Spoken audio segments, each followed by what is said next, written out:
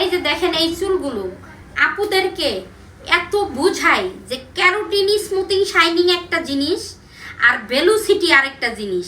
আপুরা না বুঝে না শুনে ভেলোসিটির মেডিসিনটার দাম হলো 1000 টাকা।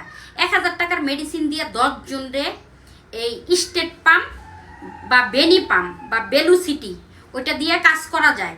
ওটা অনেক স্মুথিং এবং শাইনিং আসে চুলের মধ্যে।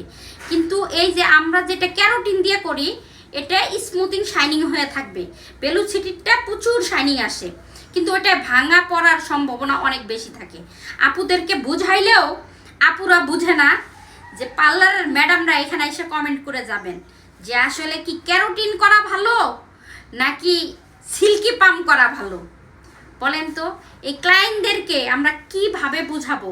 কিছু কিছু পার্লার আছে যে ওরা আসলে টাকা কম নেওয়ার কারণে এই বেনি পাম্পগুলো